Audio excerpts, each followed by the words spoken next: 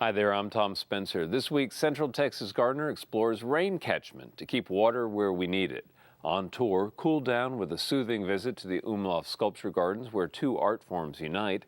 Daphne makes her pick of the week and answers our top viewer questions. And Trisha Shirey has your summertime backyard basic tips. So let's get growing right here, right now. Support for Central Texas Gardener comes from GeoGrowers, offering custom soil blends for lawns, gardens, xeriscaping, and organic landscaping supplies. More information at geogrowers.net.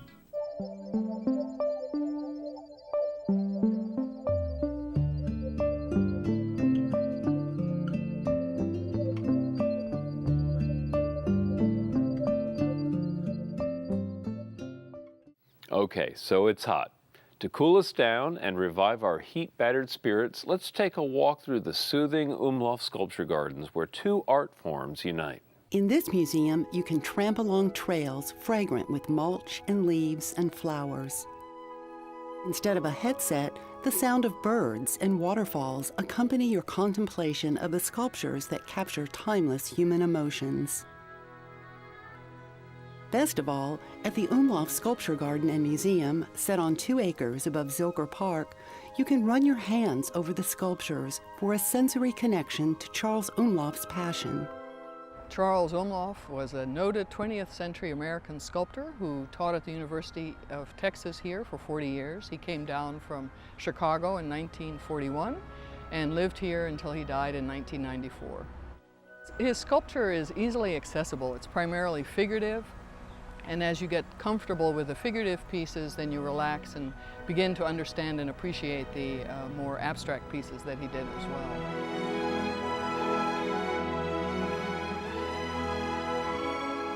Back in 1985, Charles Umlauf and his wife Angie gave the city of Austin their home, his studio, and 168 pieces of sculpture. And the city said, well, thank you. And they weren't quite sure what they were supposed to do with all of this, because Charles and Angie wanted to live in their home, and how do you run a museum through somebody's house? And luckily, this piece of property we're on now became part of the city land bank. And so it took 6 years for a group of private citizens led by one of Austin's grand dames, Roberta Crenshaw, to raise the money to build this museum on this piece of property that adjoins the Umlauf's 2 acres. And it's a very successful public-private partnership. We are city-owned, but the Friends of the Umlauf Sculpture Garden fund, manage, and maintain the museum. Volunteers also help plant and maintain the garden, another partnership to assist the Parks Department. They rely on plants that don't need a lot of supervision or water. On a limited budget, landscape architect Ann Coleman designed user-friendly access on the former dump site. She turned drainage problems into water features.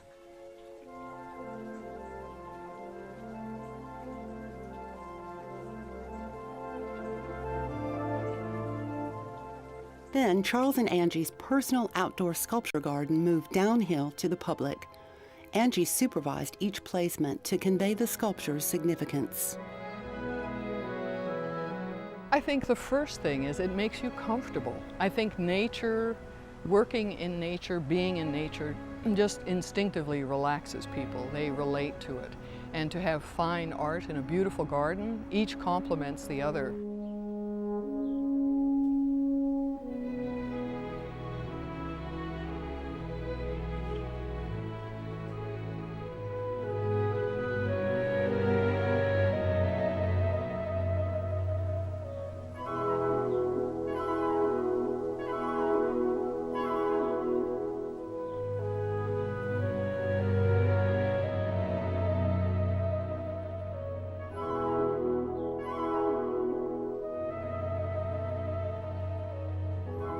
And it's fascinating because people who've been here before will come and say, oh, I love what you've done in the back, you know, the way you've rearranged those sculptures. We haven't. We don't have the money to. But since the last time they were here, the trees have lost their leaves, the light is slanting in differently, so they have a whole new experience with that particular piece of sculpture.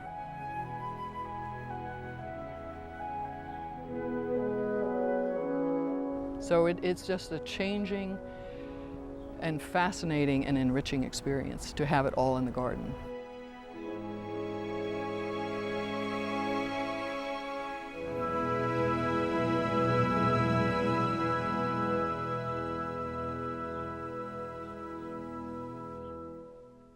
Charles left another legacy, his students, so every year the garden features work by one of them. Thanks to Roberta Crenshaw, the garden includes a building for school groups, receptions, and lectures.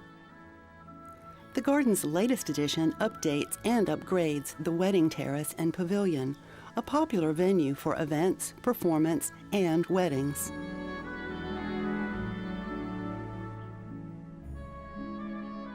D. Crane's design corrected structural and hillside erosion concerns, but its visual intent was to salute Charles Umlauf. It's a salute that happens every day, where visitors find solace and inspiration from Umlauf sculptures under the trees.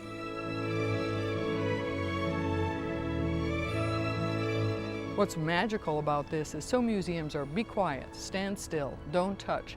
And here, all of our bronzes have been waxed, so we can allow touch tours by the visually impaired.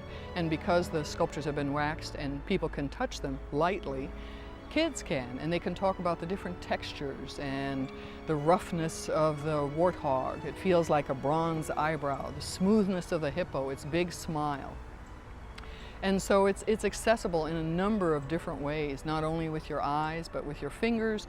And true sculpture, I mean, it's three-dimensional. You want to walk all the way around. In a museum, you don't have as much opportunity to.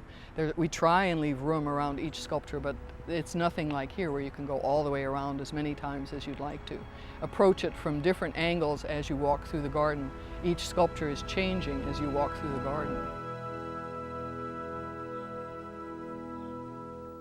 All right, thanks so much for sharing your garden with us. And right now we're going to be talking about harvesting all that beautiful rainwater that we wish we were getting. It's a great topic, and joining me is Dick Peterson, who is a consultant.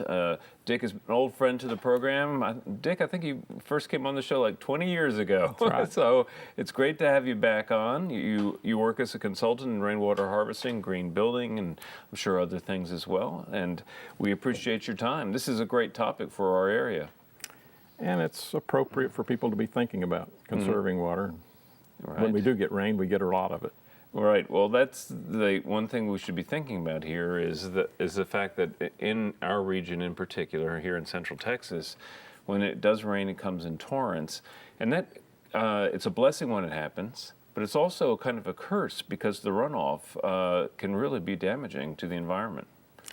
Yes, and we can try to assuage that a little bit by using swales and berms in our own landscape to do much like what municipal governments are doing with those big stormwater detention ponds. We can make small little detention ponds in our own landscape and let the water soak in over a period of time. Well, we'll be talking about swales and berms and some of those physical interventions in the landscape, but we also want to talk about capturing some of that rainwater, and that really means as it comes off our roofs, right? Right. Okay, so let's talk about the strategies that are involved here.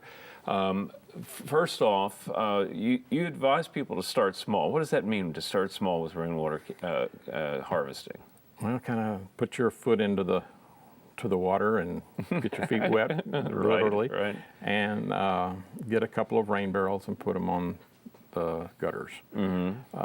Just replace your downspout, shorten it, and put it into a rain barrel. That's a good way to get started, and you'll find that your plants really, really like the rainwater. Well, yeah, and then I will testify to this. In a former garden that I had, I harvested rainwater all the time, and I always used it for those specialty plants that hated our city water. Yes, Because it's hard. and there's nothing about the city is where the water comes from, those alkaline lakes. That's right. Runs through all the limestone. Right. In our case. And so things like, and I occasionally would have something like a camellia in a pot, and tried always to give it just rainwater. Yes. It's rainwater is slightly acidic. If it has lightning happening with the rains, it has a little nitrogen in it. So you'll always notice your grass really perks up with just a 1/4 inch rain when you've been watering an inch the day before and it didn't do anything. So there's nothing like good old-fashioned rain. Plants will love it. Right. So when we talk about rainwater harvesting and barrels, a lot of people are, they have qualms about these things, and they're afraid sometimes to stick in their toes because they hear, oh, you'll have nothing but mosquitoes, or it'll stink, or this, that, or the other. let's answer some of those basic questions. For concerns about, for example, mosquito breeding grounds, what's the appropriate answer? Well, as the organic approach is to use Bacillus thuringiensis, and it's available in granular form or tablets. And if you get the tablet form, you can break it up and only use maybe a thumbnail size piece for a rain barrel, a dog dish. And I'll show people, these are available everywhere, mosquito dunks. Right. And you're right, you don't need to put the whole dunk in there. Because one dunk will cover 100 square feet of water for 30 days, that's without rain, with BT on the surface, and so it just keeps the mosquitoes from emerging. So only use little pieces in small containers, but it is safe for your dogs. The bird baths are fine. You can put it in the rain gutters if you want to put little pieces in it. Yeah, you can just toss it up into the rain gutter. And these are, as I said, available everywhere. And once you start using them routinely, you need to get out there about once a month, I think. Or after a big rain. Okay. Do it again. Okay, makes sense to me. Okay, so that answers that side of the question. For people who are, again, maybe a little nervous about the idea of doing this, how do they distribute the water from their rain barrels? What's the easiest way for them to do that? Water flows downhill. Okay, that's a good point. It's going to come out generally out of the bottom of your tank, and you can use a water hose. The thing about it is you only can water standing up as high as the water is in your tank. So as the water begins to go down in the tank, you begin to bend over further and further and further. Doing the limbo garden. Yeah. So then you begin to think, okay, one, is my tank tall enough? Do I want a bigger tank? And two, maybe do I want some assistance? So you can get the little plug-in pumps that just boost it, and it only runs when you plug it in. That's a first start. And then the automatic pumps, when it'll cut on and off when you have your finger on the end of the hose or off of it, that sort of thing. So there's an answer for all of this stuff, basically. But start small. Yeah. Graduate. As you learn, you'll not then go out and buy a whole lot of things that you may not use. Okay. And what about the folks who really are just thinking about doing it on the cheap and putting it in like a garbage can, a plastic garbage can or something like that? They're okay until they split down the side. They're not made to hold 8 gallons or 8 pounds per gallon of water, in a big volume. So you're probably going to find out they split pretty easily. So get a barrel. They start in the $100 range and go up. All right. Now let's talk about moving up in scale. A lot of people see these sometimes very attractive looking tanks. Cisterns are being used now increasingly. Yes. What are the options for kind of growing to scale on rainwater harvesting? You begin to look at embodied energy, because if you're shipping them long distances, you're shipping air. So you try to get a local tank if you can. Metal tanks are made here locally. Polymer tanks are made here locally now. So we're not shipping that air all over the place. That cuts down on your shipping costs too. But they come in sizes from 100 gallons up to 10,000 gallons. But mostly in a home landscape, you're going to be in the 150 gallon starter range up to maybe 2,500 gallons. Okay. And is there an advantage? We see those galvanized metal ones, and I know that there are kind of polyurethane or plastic ones out there. What is the ideal? Do they each have advantages? They each have advantages, and that's where when I'm interviewing somebody, I say, what are you going to use it for? What kind of plants are you going to use it for? But then also, what about the aesthetics? Do you mind looking out on a green or gray or black, or they have them in blue or whatever color these big tanks are coming in now? Do you mind looking at that? Or would you rather see a nice, shiny, galvanized tank or a painted metal tank? Would you rather see a wooden tank? So they can take a metal tank or a poly tank and sheathe it with wood. So you begin to look at the aesthetics, and homeowners associations get involved and say, I don't want to see this. Right. So obviously people need to do some homework, though I do understand that the law has changed and homeowners associations can no longer ban these. Is that correct? That is true. That's a state law. Solar panels are, and water conservation devices, you have to allow them, but you may restrict placement, view from the street, that sort of thing. You may not be able to put it in your front yard. Probably not. Okay. Now, let's spend a little bit of time talking about disbursement from these kinds of different things, the cisterns and the metal tanks and what have you. You were telling me earlier that soaker hoses really are ideal for getting the water out of these. They work fine, or even the type of hose that you used to use, the flat water hose that has the spray up into the air. You can turn those upside down and make your own little dispersion system for rain barrels, and it'll just kind of soak out. But you need to be very aware of the volume of water that's coming out. If you leave it on, your tank is empty. So you become your own water conserving advisor. So you're going to look at the landscape and say, hey, I need to turn that hose off and add another one or something else, move it around. As a consumer, is there anything you would warn people about any of these products? They all have advantages, and probably every one of them has a disadvantage. But I would say research, do a little bit of looking around on the web, interview people that have them in your neighborhood.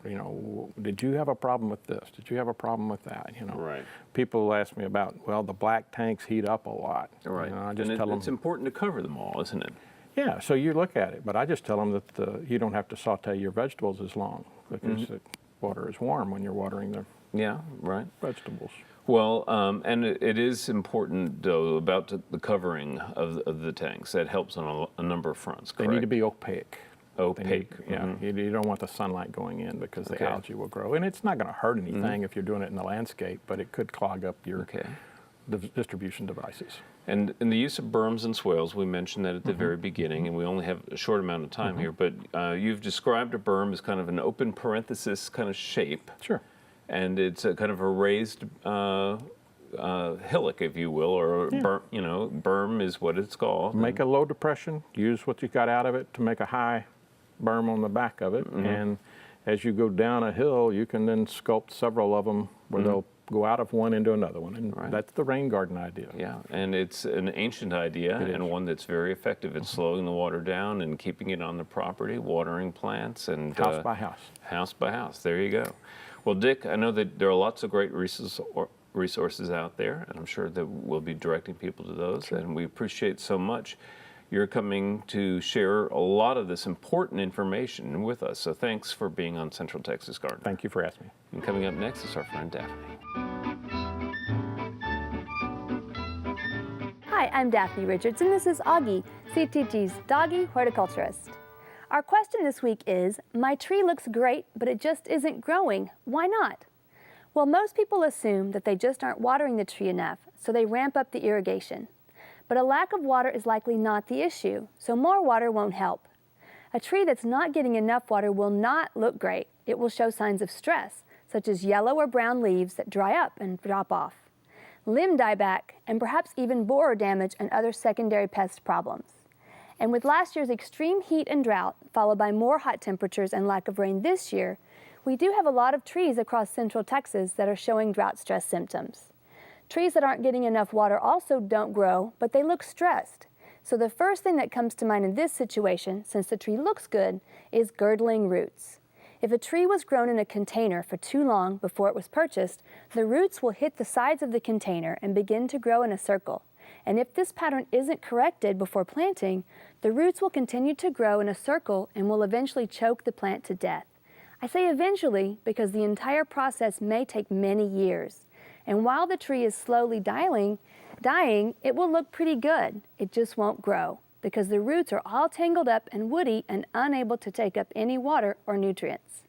So no matter how much you water the tree, it won't grow. This is most noticeable when two trees have been planted at the same time, given the same amount of water and fertilizer, and treated the same in every way, but one looks the same today as it did several years ago when it was first planted. Other root issues might also lead to stunting.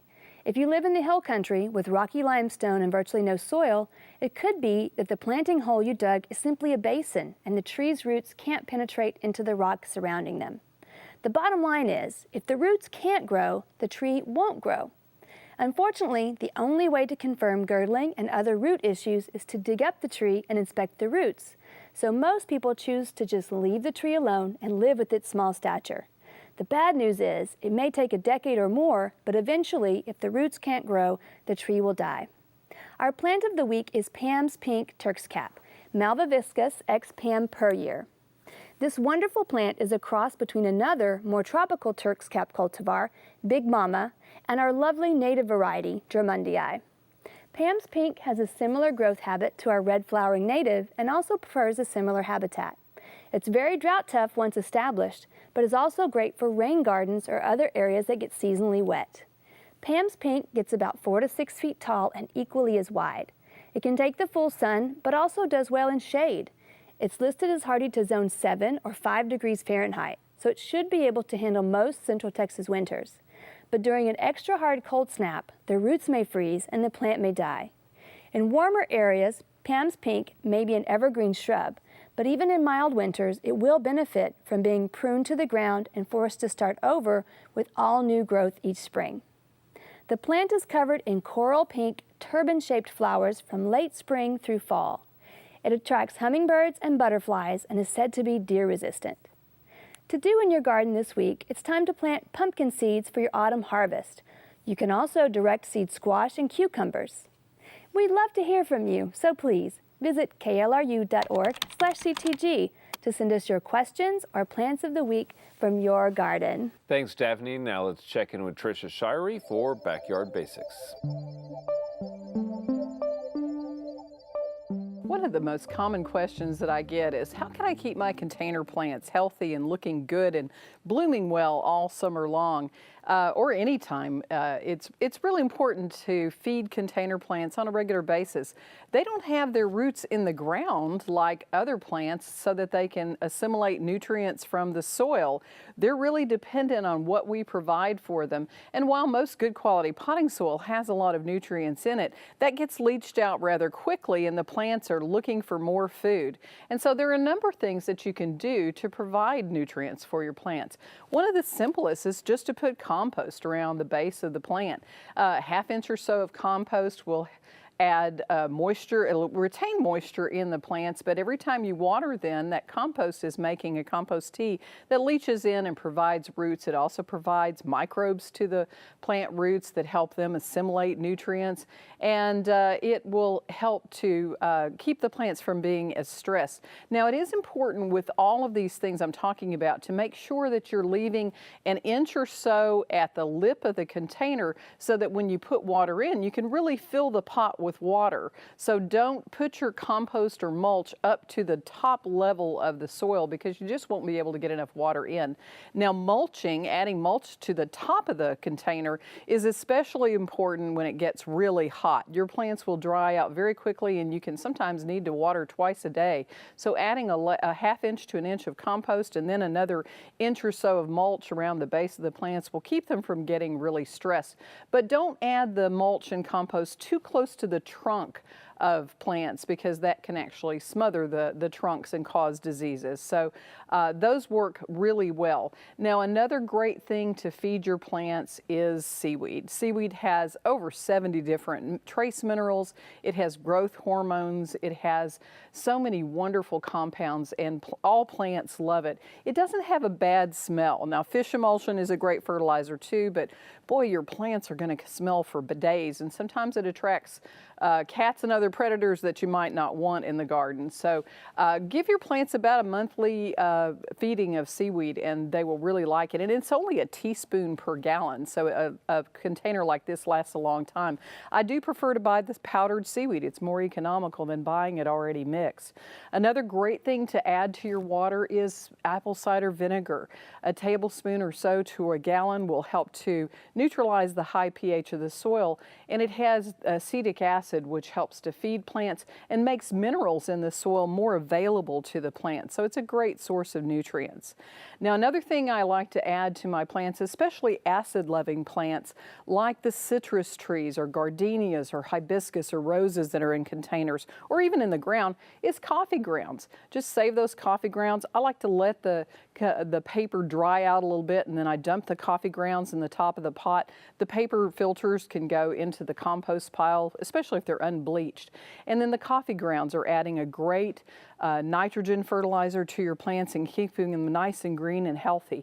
Tea grounds can be used in the same way. I prefer to buy bulk tea and then make that in a tea basket in my teapot, but you can also use tea bags. Another way you could use coffee in tea is actually put them in your watering can and brew a brew, just leave them overnight, brew a tea and then add that to your plants, and that will make a quick acting feed. But you can also just put the grounds on the top of the soil and use them as mulch. Earthworm castings are another excellent way to feed your plants. They don't have a strong smell, and they're great for indoor plants too. They have just a wide variety of nutrients, and plants really appreciate a ½ inch or so of earthworm castings on a regular basis. If your plants are drying out too much, try using a product called Vacation to keep them from drying out quite as quickly.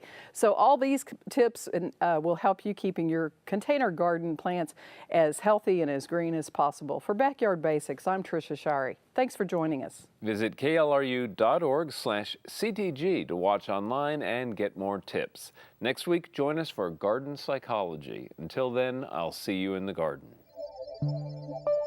To learn about today's program, watch online, and follow CTG's blog, check out klru.org/CTG.